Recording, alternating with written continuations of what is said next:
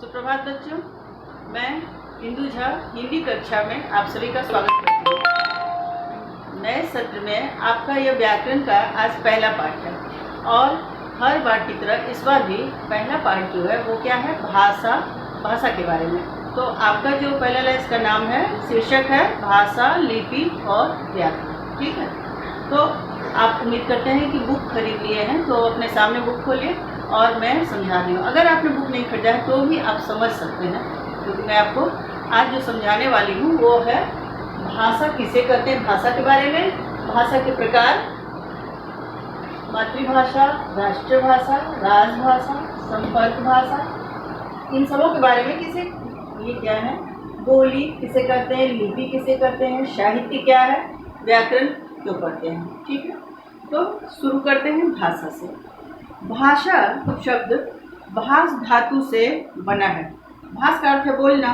हम सभी इस बात से भली भांति परिचित हैं कि जीवन में बोलने का कितना अधिक महत्व है। बोलना कितना महत्वपूर्ण है जानते ही हैं। पशु पक्षी भी भाषा बोलते हैं, परंतु मनुष्य एकमात्र ऐसा प्राणी है जिसमें सोचने समझने की शक्ति नहीं है। वह सोचता है, विचार करता है और फिर उन्हें व्यक्त करना चाहता है। मनुष्य और पशु में कुछ तो अंतर, यही अंतर है। बोल तो ना, आवाज़ तो पशु भी निकालते हैं, लेकिन हम लोग का क्या है कि मनुष्य सोचता है, समझता है और फिर व्यक्त करता है। और तो भाषा की जो है, इस हिसाब से भाषा की इस तरह से परिभाषा जो होगी वो ये, भाषा वह माध्यम है जिसके द्वारा मनुष्य अपने भावों तथा विचारों का आदान प्रदान करता है। जैसे कि आप अपनी बात हम तक पहुंचा रहे हैं, हम अपनी बात आप तक पहुंचा रहे हैं, यही होता है आदान प्रदान। भाषा जो है वो मुख्य रूप से कितने हैं ये जानना होगा। तो भाषा मुख्य रूप से दो प्रकार के हैं। पहला है मौखिक भाषा और दूसरा लिखित भाषा। अब हम पहले ये जानेंगे कि मौखिक भाषा किसे कहते हैं, क्या है मौखिक भाषा। मौखिक भाषा जो है इसे कथित भाषा भी कहते हैं। भाषा के इस रूप में वक्ता बोलकर अपने विचार व्यक्त करता है तथा श्रोता सुनकर उसको समझता है। इसमें क्या है कि आप बोल रहे हैं तो आपकी बात हम समझ रहे हैं और मैं बोल रही हूँ तो आप हमको समझ रहे हैं। इसके उदाहरण देखेंगे आप, काव्य पाठ और जैसा कि मैंने पहले कहा कि कोई भी परिभाषा जब तक आप उसमें उदाहरण नहीं देंगे वो पूरी तरह स्पष्ट नहीं होता है। तो मौखिक भाषा का उदाहरण क्या है, काव्य पाठ। काव्य मतलब क्या होता है मालूम है ना, कविता। तो कविता पाठ, गीत व कहानी सुनाना, भाषण, समाचार वाचन, वाद विवाद, टेलीफोन वार्ता, परिचर्या, नाटक, रेडियो के कार्यक्रम आदि भाषा के मौखिक रूप के उदाहरण हैं। अब हम लोग दूसरे जो है इसके प्रकार, उसका है नाम लिखित भाषा। भाषा के इस रूप में हम अपने विचारों को लिखकर दूसरों तक पहुंचाते हैं तथा दूसरों के विचारों को पढ़कर जानते हैं। इसमें क्या होता है कि जैसे कि आपने लिखा, आपने अपने मन की सारी बातें लिख डाली और मुझे दिया देखने को और मैं उसे पढ़ रही हूँ, तो आपकी सारी बातें आप बोल नहीं रहे हैं, लेकिन मैं पढ़कर समझ रही हूँ। यही हुआ लिखित भाषा। लिखित भाषा के कारण ही मनुष्य के मौलिक विचारों तथा अर्जित ज्ञान को भावी पीढ़ियों के लिए सहेज कर रखना संभव हो पाया है। आपको ये मैं बताना चाह रही हूँ कि मौखिक जो है वो सबसे पुराना भाषा है और उसको प्रमुख भाषा भी कह सकती हूँ, क्योंकि मनुष्य जन्म के बाद सबसे पहले तो बोलना सीखता है, बाद में लिखने की कला उसको आती है। लेकिन एक बात है कि मौखिक भाषा में केवल हम बोल सकते हैं, आप सुन सकते हैं, लेकिन लिखित भाषा में क्या है कि मनुष्य के मौलिक विचारों तथा अर्जित ज्ञान को भावी पीढ़ियों के लिए सहेज कर रखना संभव हो पाता है। जितने पुराने ग्रंथ है, आज हम लोग आप लोग इतिहास पढ़ रहे हैं, क्या है ये लिखित भाषा का रूप के कारण ही संभव है ना। अब आगे बढ़ते हैं और अगला हमारा क्या है, मातृभाषा। आप भाषा किसे कहते हैं जान गए, भाषा के प्रकार जान गए। मातृभाषा किसे कहते हैं, मातृजोर भाषा अर्थात माँ से प्राप्त भाषा, वह भाषा जिसे बालक अपनी माँ तथा परिवार द्वारा सीखता है उसे मातृभाषा कहते हैं। ठीक है, अब बच्चा जो है बचपन में जो माँ रोज समझा रही है, कर रही है, वो भाषा उसे सीख रहा है, वो उसे मातृभाषा कहते हैं। अब है राष्ट्रभाषा। राष्ट्रभाषा में राष्ट्रजोर भाषा अर्थात राष्ट्रभाषा, वह भाषा जिसका प्रयोग एक देश के अधिकांश निवासियों द्वारा किया जाता है। अब एक ऐसी भाषा जो पूरे देश में सभी लोग उसको प्रयोग करते हैं, वो क्या कहलाएगी, राष्ट्रभाषा। और आप गेस कीजिए कौन सा राष्ट्रभाषा, कौन सी ऐसी भाषा है जिसे पूरे राष्ट्र के लोग बोल रहे हैं, हिंदी। ऑफ कोर्स सही बोला आपने, हिंदी जो है वो हमारी राष्ट्रभाषा है, क्योंकि हिंदी हर कोई हर जगह समझ जाता है।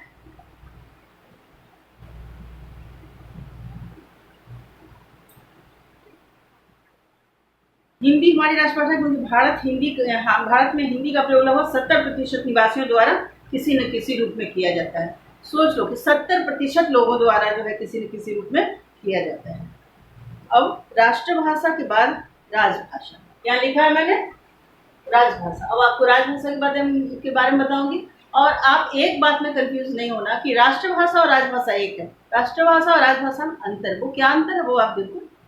राजभाषा, राजजोर भाषा अर्थात राजकाज की भाषा, वह भाषा जिसका प्रयोग देश के कार्यालयों में कामकाज के लिए किया जाता है।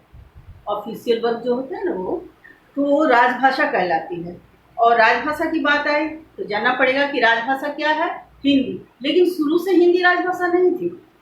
14 सितंबर सन 1949 को भारतीय संविधान के अनुच्छेद 343 के अनुसार हिंदी को भारत की राजभाषा घोषित किया गया।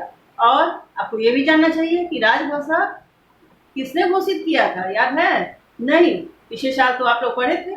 चलो फिर से मैं बता रही हूँ कि हमारे देश के जो भूतपूर्व राष्ट्रपति, प्रथम राष्ट्रपति डॉक्टर राजेंद्र प्रसाद, उन्होंने संविधान में हिंदी को राजभाषा की मान्यता प्रदान की थी। प्रत्येक, चलो आगे बढ़ते हुए संपर्क भाषा। अब राजभाषा के बाद आई संपर्क भाषा। शायद पिछले साल तक आप लोग संपर्क भाषा के बारे में नहीं जाने हैं, ये आप लोगों के लिए जानकारी जरूरी है। संपर्क भाषा, संपर्क जोर भाषा अर्थात संपर्क की भाषा, वह भाषा जिसका प्रयोग देश के निवासी आपस में संपर्क करने के लिए करते हैं। समझ गए? तो वो संपर्क भाषा कहलाती है। इस हिसाब से भारत की संपर्क भाषा क्या है, जल्दी बताइए आप लोग। तो भारत की संपर्क भाषा हिंदी है, और पूरे विश्व की जो है संपर्क भाषा वो क्या है, अंग्रेजी। ऑफ कोर्स सही कहा। तो भारत की संपर्क भाषा हिंदी है तथा विश्व की संपर्क भाषा अंग्रेजी है। तो भारत की जो है भाषा है वैसे तो बहुत है, लेकिन संविधान में 22 भाषाओं को मान्यता प्रदान की गई है। ठीक है, इसका नाम हिंदी, असमिया, बंगाली, गुजराती, बोडो, डोगरी, कन्नड़, कश्मीरी, कोंकणी, पंजाबी, उर्दू, मैथिली, मलयालम, मणिपुरी, मराठी, नेपाली, उड़िया, संस्कृत, तमिल, तेलुगु, संथाली तथा सिंधी। अब एक नई चीज़ और जानो, वो है मानक भाषा। मानक भाषा क्या है? सुनने में अजीब लगता है ना, ये कौन सी भाषा है मानक भाषा? मानक भाषा के बारे में मैं बता रही हूँ। भाषा के जिस रूप को शिक्षित जनों व विद्वानों द्वारा प्रयुक्त व स्वीकृत किया जाता है, वह भाषा का मानक रूप कहलाता है।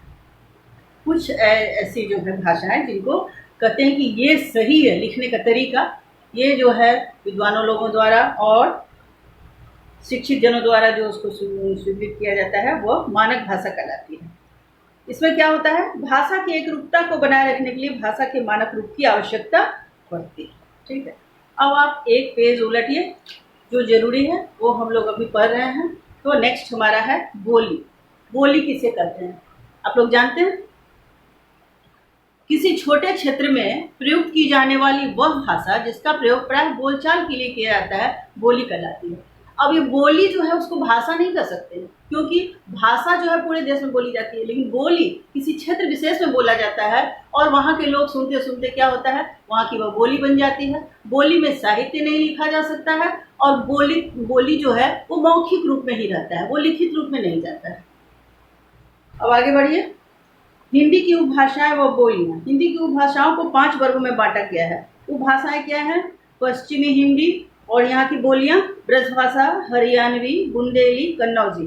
दूसरा पूर्वी हिंदी, इसकी बोलियां हैं अवधी, बघेली, छत्तीसगढ़ी। ठीक है। राजस्थानी, ये जो उपभाषा है राजस्थानी, इसकी बोलियां क्या है? मारवाड़ी, मेवाती, जयपुरी, मालवी। चौथे नंबर पे है पहाड़ी हिंदी। सुना था? पहाड़ी हिंदी। ये पहाड़ी हिंदी जो है उपभाषा है, और इसकी बोलियां क्या है? गढ़वाली, कुमाऊनी। और अंतिम है मगधी उपभाषा एक है, और इसकी बोलियां क्या है? मगही, भोजपुरी, अंगिका। ठीक है, इतना दूर आप समझे। अब एक और है, मुख्य चीज़ है तो बहुत मतलब इसकी परिभाषा बहुत छोटी है लेकिन बहुत इंपॉर्टेंट है। वो क्या है? लिपि। उच्चारित ध्वनियों को लिखने की विधि लिपि कहलाती है। भाषा को बोलते समय हम कुछ ध्वनियों का प्रयोग करते हैं ना, मुंह से बोली जाने वाली इन ध्वनि को लिखने के लिए प्रत्येक भाषा में एक चिन्ह निश्चित किए गए हैं। इसे ही क्या कहते हैं? लिपि कहते हैं। चलिए, और हिंदी भाषा की लिपि क्या है? देवनागरी। अब हम आते हैं साहित्य में। साहित्य क्या है?